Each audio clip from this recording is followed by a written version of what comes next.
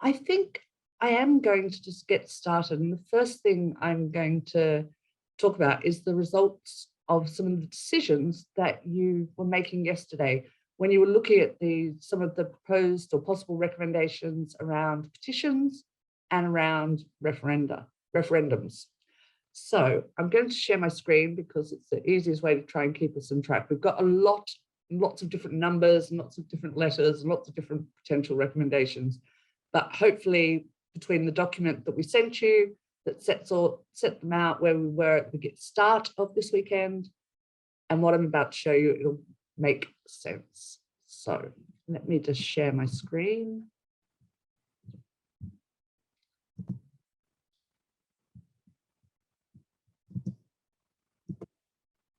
Okay.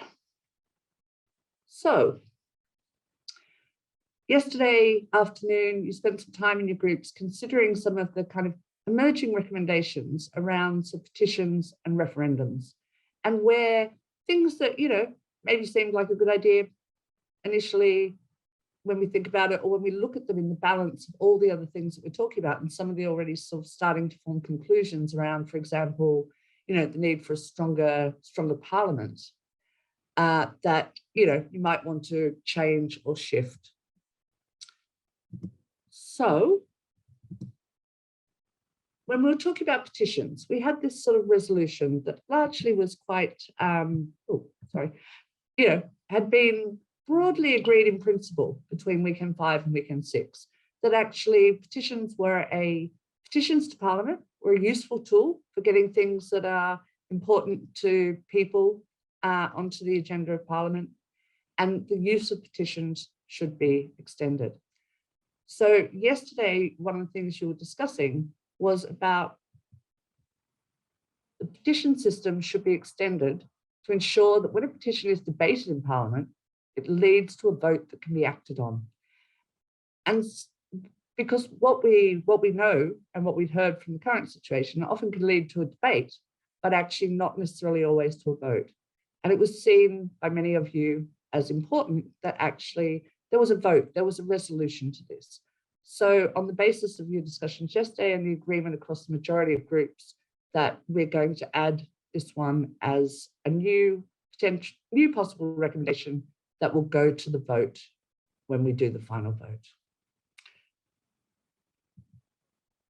And we also asked you to look at these sort of several choices, again, regarding the petition system, what the petition should be able to call for, whether it's call for a public inquiry with a significantly high enough number of signatures, or call for a referendum, or call for a citizens' assembly to be convened to provide advice.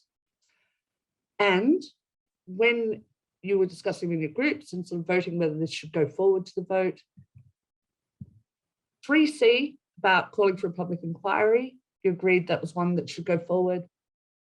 3D, the ability of a petition to call for a referendum, was seen as actually maybe that's not necessarily a very good use of our recommendations. And 3E will stay there around being able to be calling for a citizens' assembly. In the context of this sort of proposed resolution and the sort of general consensus so far in principle that referendums are a useful tool for direct democracy that hand decisions back to people, you were discussing sort of different sort of situations where referendums could or couldn't, should or shouldn't be used, and different structures for how binding decisions should be. So when you were discussing about this one, 4C, referendums should be used more frequently to hand power to the public, but should be restricted to clearly defined choices. And that's really what we're talking about, that idea of when is it best to use referendums? Is it when there is that predictability so people are able to make an informed choice? And there are a number of things that people were sort of hesitant about in this proposed recommendation, including the idea of more frequently. And the last bit particularly came up across a number of groups that was a problem about needing to unite people rather than divide them. So the proposed new recommendation, based on what was discussed and agreed across the different groups, is that the use of referendums should be restricted to where there are clearly defined but contentious choices, where the consequences of a decision can be accurately set out in advance, so that people have a clear sense when they're casting their vote of making a choice and knowing what the outcome is likely to be. The other one that you were discussing there around sort of deciding moral and ethical issues, the vast majority of the groups ended up deciding that actually, there was real challenge with referendums being used to decide moral and ethical issues, that actually that wasn't necessarily the best way for decisions to be made about some of these issues or policies. And so that potential recommendation is no longer going forward to a vote based on the views of the majority of groups. But 4E that was talking about, a sort of supermajority, there was support from the majority of groups for this to continue on to be voted on as a final recommendation, but for the words to be changed a bit. There was some concern about, even the, for example, 60%, and most groups wanted to simplify it down as just referring to there being a supermajority, without necessarily at this point stipulating what that figure should be. But the one about requiring higher voter turnout, the majority of groups decided that this was not something that they wanted to take forward to be voted on as a potential recommendation of the Assembly. So a bit of a catch up, if that's what you were talking about yesterday, and when you cut across all the groups and look at the various votes, that's the results that we have. Now, as I said earlier, or as I said yesterday, I haven't actually said it today, most of our time this morning is going to be focusing on what we were discussing in weekend 5, which was around the, upholding standards, rules and standards. So I'm just going to give you a little reminder of some of the things that are in the document that you talked about when we were talking about regulators in particular. So maintaining rules and standards with particular focus here on the ones that are around the role of regulators. And so what you'll have seen in the document that we sent you, the overview, is that there was general support, a very high level of general support in principle, that actually, while the political system has mechanisms in place and intended to have mechanisms in place that enable the public to trust their elected representatives to behave honestly and to monitor that and to police that, that actually, there wasn't a lot of confidence that these were necessarily working as well as they could, and that greater involvement of independent regulators was needed to push towards a better democracy. And within that, you came up with 6 really quite clear recommendations, a lot of the discussion that you had around sort of the Nolan principles and what you'd be expecting there. So there it is, 6A and 6B are about, the expectation of members of Parliament conducting themselves ethically, and should be able to call that out, that regulators can get involved. There should be clear guidance and strengthening the code of conduct. We also had 6C, and this one was very strongly came out across a number of the groups, that MPs should be treated the same as any other employees regarding treatment of staff, and bullying and harassment should not be tolerated. That lying or misleading Parliament should be able to be identified as contempt of Parliament, and that, MPs who break this rule should be fined or otherwise punished. And then E, the public needs to be able to trust that the recommendations made by a regulator will be respected and implemented. And 6F, that actually, it is a role for that sort of regulators and the political process to monitor the conduct of MPs. And that at the moment, there was a suggestion from the majority, from you in the last time in weekend 5, that matters relating to ethical behaviour should only be a matter for the courts if there's evidence of actual illegal activity. So these were pretty clear and are still, will be there for you to vote on, but we're not going to spend some time this morning really discussing those, because what we're trying to do is clarify down some of the recommendations that maybe are less clear. I hope that when it comes to the vote, you'll all be able to take part in a vote on those, because they're things that came from your discussions and clearly sort of state what was the intent behind them. Doesn't mean you have to agree with them. I keep talking about we're coming to the vote. These are things that we've sort of agreed will go to a vote. Individually, you can think it's a good idea or a bad idea, and that's when you get to express that view. So we are going, I've given you a lot of sort of information and around both the decision yesterday and the, role of the regulators. So we're going to pop you into your breakout groups just for a sort of quick 15 minutes of check-in and any sort of thoughts or reflections on that before we start really looking a bit more at the role of the courts. So Rebecca, are you happy to do that?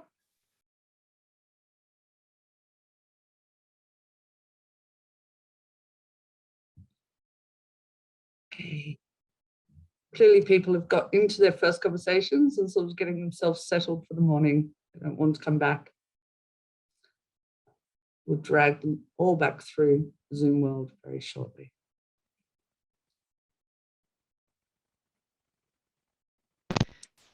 Okay, so that's all the breakout rooms back with us. Hopefully you've enjoyed the sort of that check-in in the morning, catch up on where you are and what the results from the decisions yesterday might mean going forward, and that quick reflection back on the sort of, we've got some good sort of recommendations to consider there around the role of regulators. But the role of courts, and I'm sure you remember from weekend 5, got a bit more complicated at times. So we want to spend some time this morning really exploring where some of the emerging recommendations are coming out there and digging back into what they really mean and are they coming across as clear as we want them to. So just to remind you what we're talking about, I'm going to go through and just share where we're at in terms of developing recommendations around the role of the courts.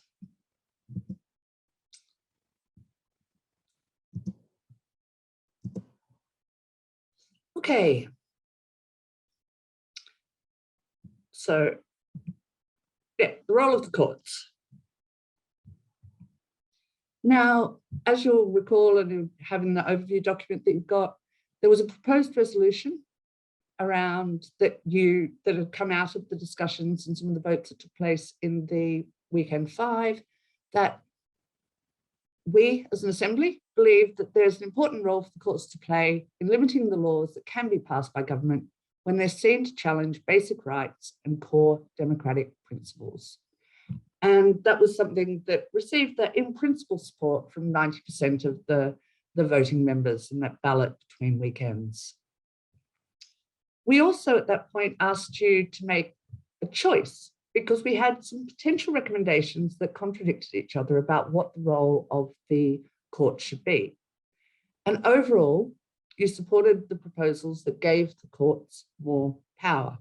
So that leads us to having 7A at the moment, as courts should be able to overturn laws that judged as violating legally recognized human rights, but otherwise they shouldn't have the power to override the sovereignty of Parliament.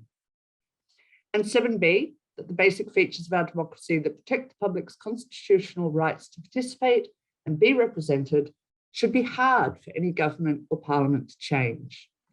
And that comes back to some of the things we were talking about in the second weekend about what limits there should be. But the proposed recommendation at the moment says courts should be able to overturn or require modifications to laws that challenge basic democratic rights. Now, both of these are asking for substantial change, really, to what is currently the situation, because as we talked about, the courts at the moment can make a ruling to go back to government and Parliament, but it is a ask for things to be changed. And here would make a much stronger role for the courts. there were a number of other recommendations that were emerging there that sort of sit within this context of, there are things that you were emphasizing that you particularly thought the court should be able to focus on, and that the court should have more powers in some particular areas specifically. So some of the ones that you were focusing on were very much around the ability to overturn laws that that restrict the rights of minorities, even if the laws are politically popular and well supported by the public. And some of the examples that people were using were laws that were seen to maybe have a particular impact on some sections of the of the population. So some things that could be seen as being discriminatory or racist, and therefore that these things needed to be able to be overturned if the courts made a ruling, even if actually, they might be politically popular or publicly popular. Second one there, 7D, there was a focus there that courts should be able to overturn the laws that restrict basic democratic freedoms. And there was a real emphasis across a lot of the groups around public right to protest and freedom of speech, which many members expressed in Weekend 5 that they felt was currently under threat from some of the proposals or laws that were being put in place. 7E, that the government should not be able to limit the ability of the Supreme Court to scrutinise secondary legislation. And I think, as you note, say that's where the current situation is, but there's been some talk of government maybe trying to change that.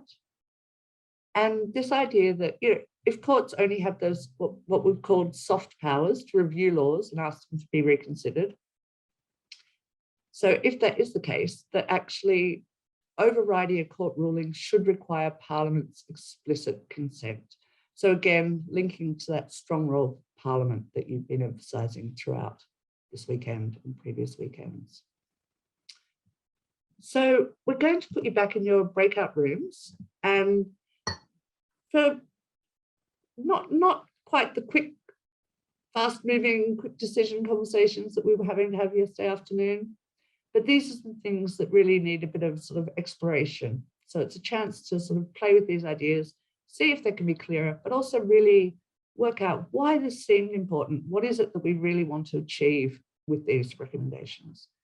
Do remember that Alan and Meg are around, and particularly around some of this stuff, if things aren't clear, you've got the information in the overview sheet, but if you need more clarification or more explanation about the current situation or what the implication of some recommendations might be, then they can come in, more than happy to come in and chat and explain some of those ideas with you.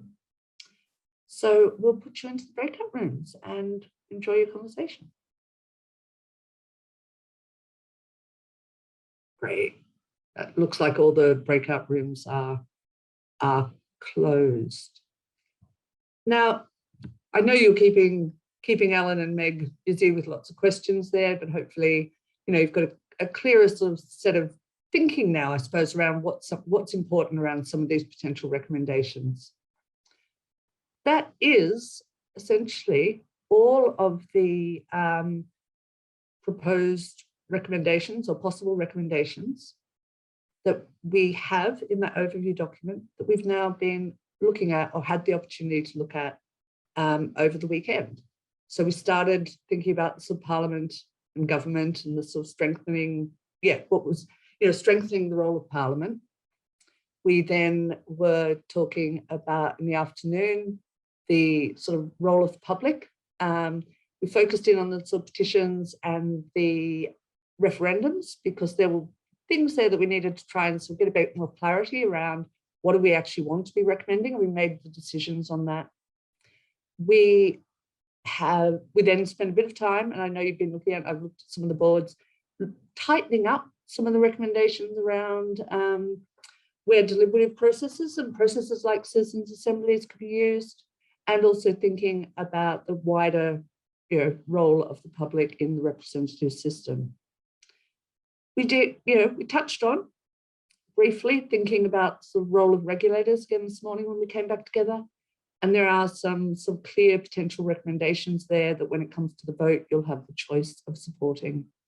And then I know you've been doing the work now to sort of really tie down what it is we're trying to say with these recommendations, so that when it does come to the vote, there'll be, you'll be able to make a clear choice, like a clear choice because actually the recommendations say something quite specific, and we will collectively end up with a whole set of recommendations that hopefully, I think, from the types of discussions people have been having, kind of tie together into a sort of package that will, be able to be shared with government, with other sort of influencers, with people, other politicians, with Parliament, with academics, with some of the different groups and campaigns that have been speaking to you as well, as giving a clear indication of some of the things that are really important to you.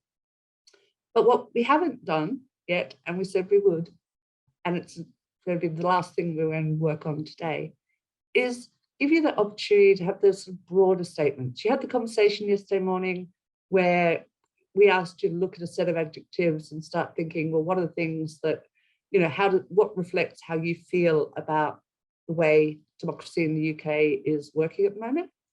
And when you did that, you all sort of marked up to 5, and we've collected up what came out from across all of the groups. So I'm just going to share with you, it's a word cloud that brings together what was prioritized across all of the different groups. I'm trying to get this show bigger, sorry. Okay, and each word is, the size for each word is dependent on how many times it was selected by individuals across all of the 11 groups. So the 2 that did come out as sort of the biggest there, frustrated and dissatisfied. We've got disappointed and concerned. But we also have quite large there in the top right, hopeful. We've got optimistic, but happy. And then there was the opportunity for people to add a variety of other words. And there was a real mix, everything from confused, discombobulated, disconnected, through to proud, satisfied. We've got delighted in there as well. So real mix, but actually, we've been talking about democracy now for 5 weekends, or almost 6 weekends now. So this next group, when we put you back into the breakout rooms, the next task is to be thinking about, well, what are some of the big picture things? Not just things that bother us, but actually, what is that vision for what a good democracy would look like?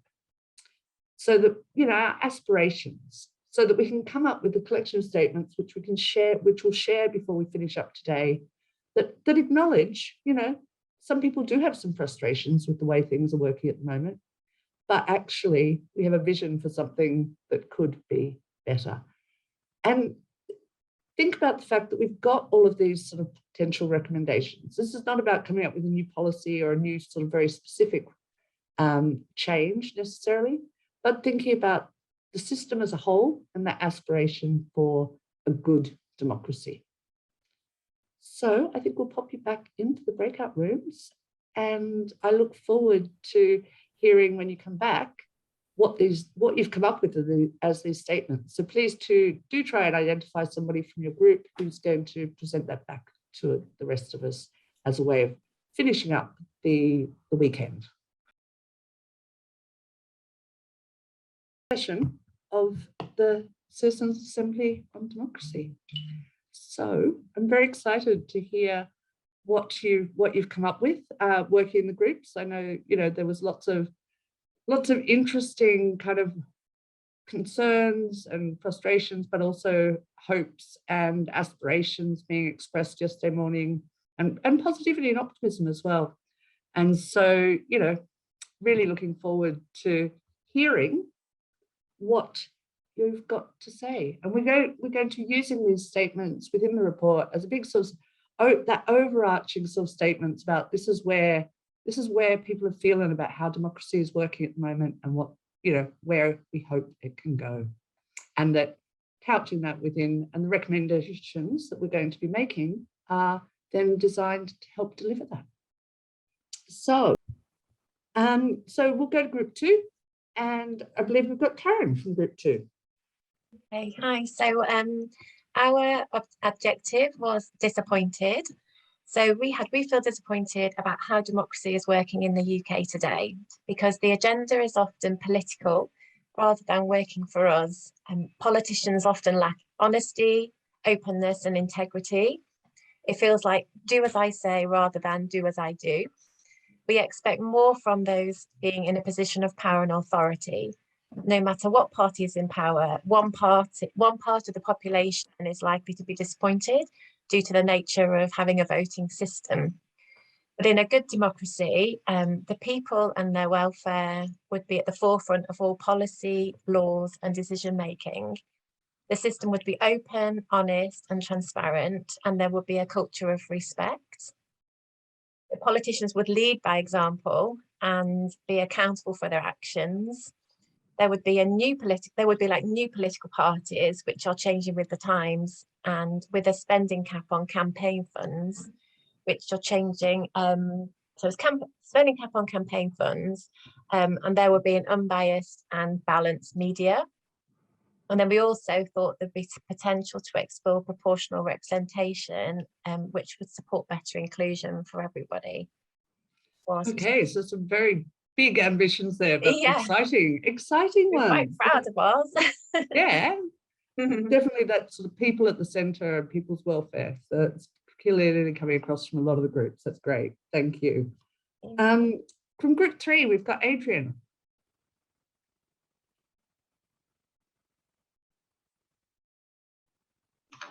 That's it. Good morning.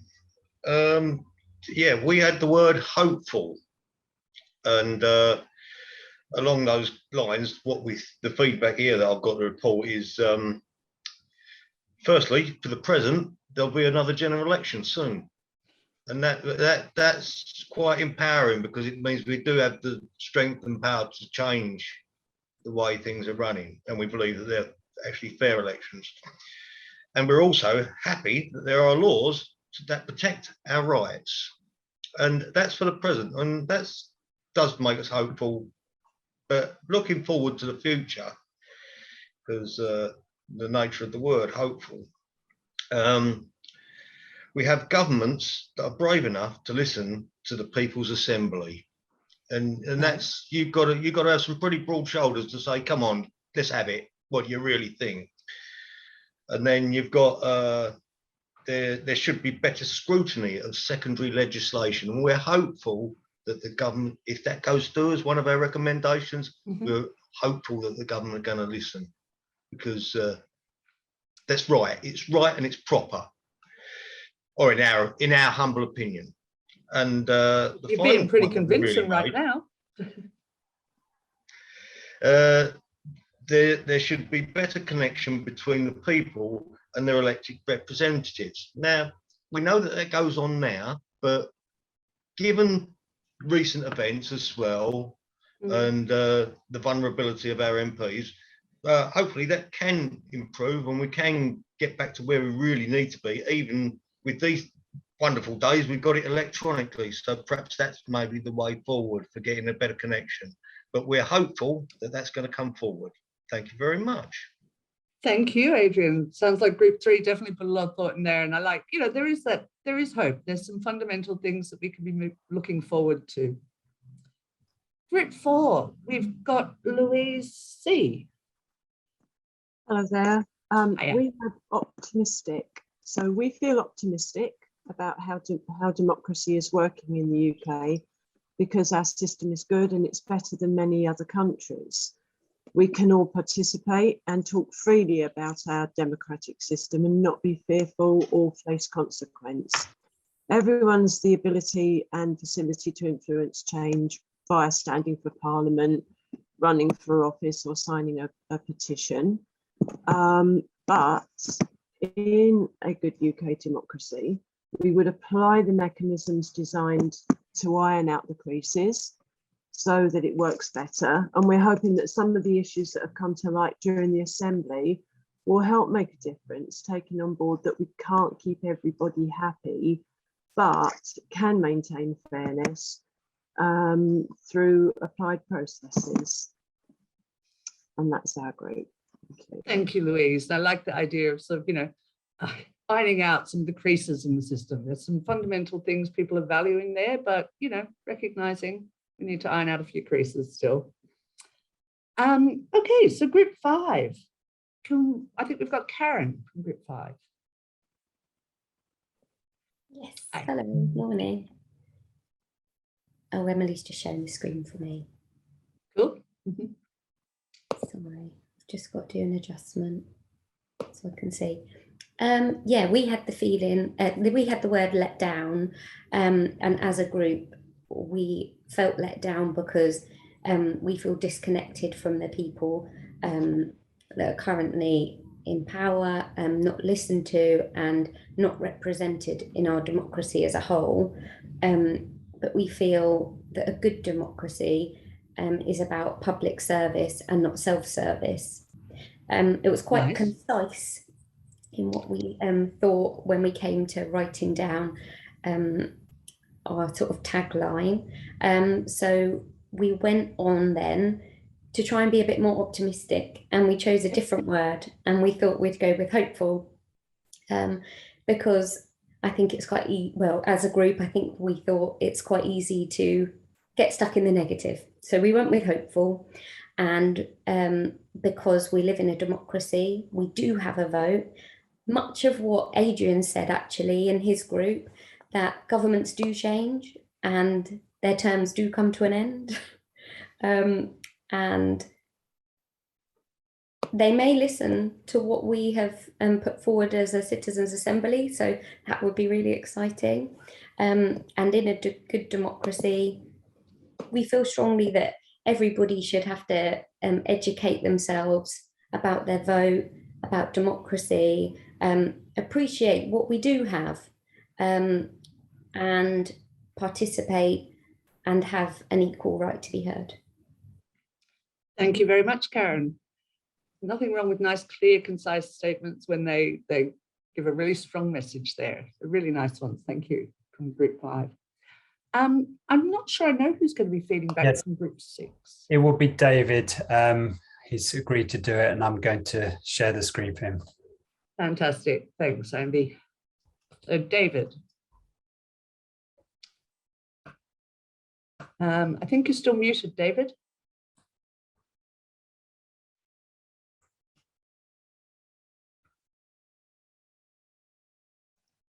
Yeah, that looks right. Okay, now. I'm in. We feel frustrated was the word that we were given to work with, and we feel frustrated about how democracy is working in the UK today because it has been overshadowed by sleaze, scandal, and incompetence, and a few politicians unfortunately give MPs, Parliament, and government a bad name, while we accept that most are honest and trying their best. It is allowing a lot of unfairness, and the democratic system that we have in place is permitting this to take place, and the systems of regulation are being overridden. We would suggest that in a good UK democracy, firstly, we would follow best practice in democracies from around the world. There would be more inclusivity and less of all the problems outlined above. There would be more honesty and integrity.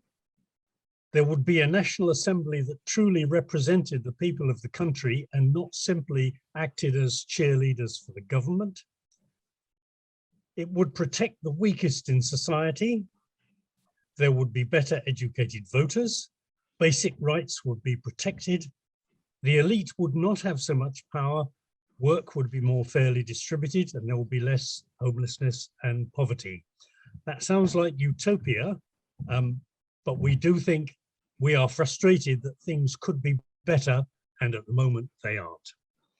Definitely ambitious for a very positive sort of sounding society there. Okay, thank you very much.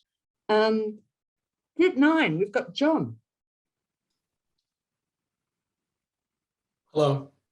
Yeah, what we found, we had dissatisfied, and basically we found that the dishonesty and lack of accountability was one of the major issues that was prominent in our discussion. Corruption, with MPs having outside interests, a lack of transparency, as I said before, broken promises, example HS2 and a levelling up of the north of England.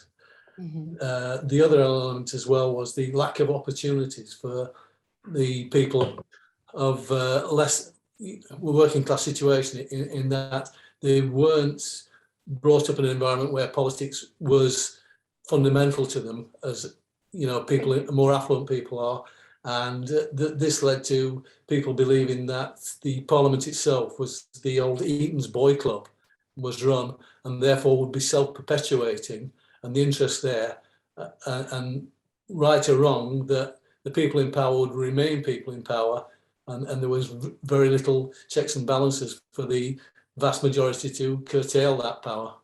Okay. And the other thing is that the positive side would be that all these things we mentioned would be rectified, and as you said, live in a utopia. Yeah, we can see lots of ideas there on the screen that your group came up with about what would, turn around the problems that you've just outlined for us. So thank you very much, John. That's great. Okay. Group 10, got Colin. All right, just unmuting myself. All right. Okay. Oh, that's convenient. Somebody's put the Yeah, I sign know, up. we're getting lots of screen shares and less people. Oh, there we go. So you can think of me as Mr. Angry of North Wiltshire, because we got the word angry. And the general consensus, as you can see, is we feel angry about how democracy is working in the UK today, because we have a non-representative electoral system. First past the post is just not a representative system at all. It returns a skewed government, the members of which seem to be able to get away with blatant corruption without consequence.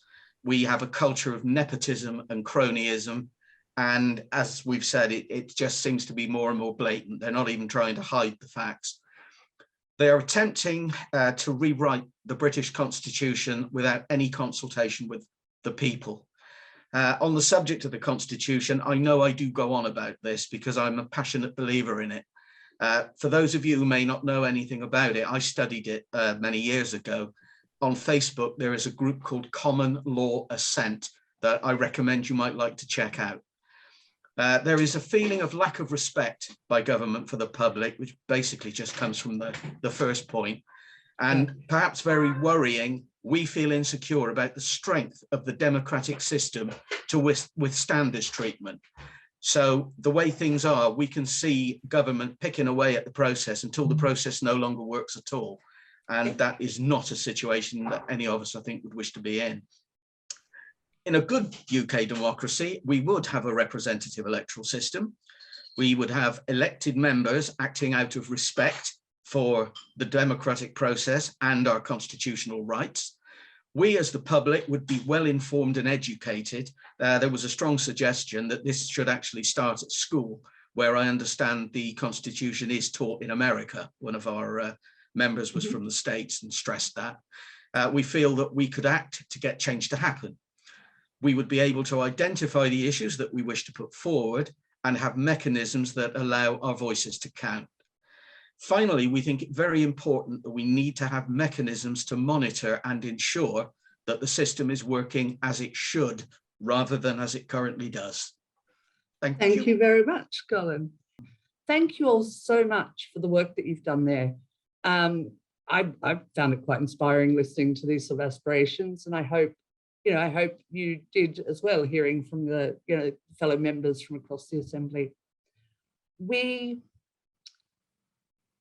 have a couple of things that we just need to say, and then we're going, hopefully, if people are up for it, get a photo as well. So we might run just a minute or two over, but just that quick thing from me that, as I said yesterday, we're going to pull together all the work you've been doing over the weekend and send it back out to you for the final voting. And you should receive that on sort of Monday evening, by the time I think I've managed to pull it all together. But you'll get it on Monday evening. You'll have through till Friday to vote. So we want to give you time to sort of consider it, be able to look at the recommendations, work out what's most important to you. And then we have invited you, and again, if you can make it, it would be fantastic to see you all, invited you on Monday evening to join us again on Zoom at 7:30 if you can, just for a short session where we can actually share the results with you and, you know, have a little bit of time to reflect on what you think of what's come out of it altogether. If you are able to come, we'll also try and make it a little bit festive. I know Charlotte's been setting the standard for us this weekend with her amazing headwear. Is that Monday the 20th? Yes, it will be Monday the 20th. Yeah. Yeah. So yeah, so a week from tomorrow, by the time we can get the results back to everybody. And, you know, so we would encourage you, if you can come join us, to a little bit of Christmas festivity as well for a Monday evening. I think that's really all I need to say right now. I know Alan's got a couple of little things we need to say, and then we're going to try and do a bit of a celebration photo. Thanks very much, Kayla. Just a few final things for me. Firstly, as ever, there's a survey that hopefully has arrived in your inboxes just in the last few minutes. So do please fill in that survey. It contains lots of incredibly important questions about the process of the Assembly and also your thoughts on politics.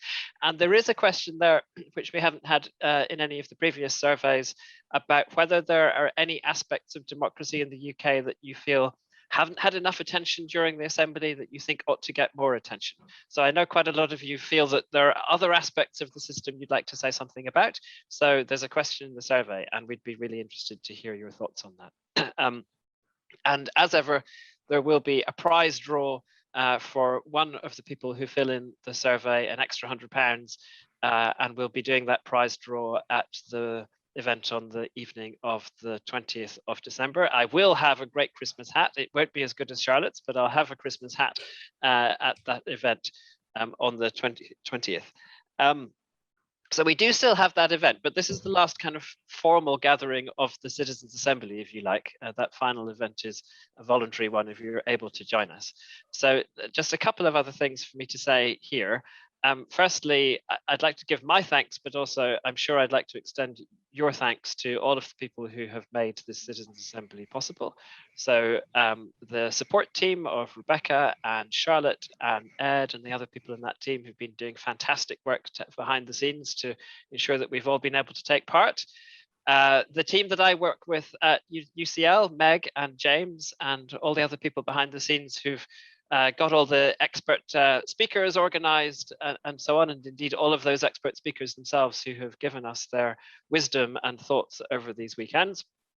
All of the group facilitators who have been just amazing. And I know, having talked with many of you, just how wonderful you have seen the work of the group facilitators to be in enabling you in having all of these conversations.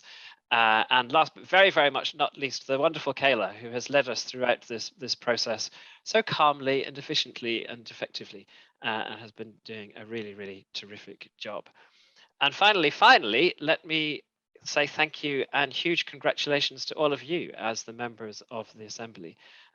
We've asked you to do a huge amount over these 6 weekends, and you've just been magnificent in rising to that challenge. And we can just see from all of the feedback that we've had from you yesterday and today, the quality of your thinking, the depth to which you've understood these issues and thought about these issues and thought very carefully about your views on these issues. So I have a task, and the rest of us in the team now have a task in ensuring that your voice is heard, and those hopes that several of the groups there were expressing, that people in government and parliament will be listening to you, that those hopes are realised. So we'll be working very hard on that. But let me just ask you all to give yourselves a really big round of applause for the fantastic job that you have done. And I think you can even take your microphones off, because it'd be great to hear it. Absolutely, thank you.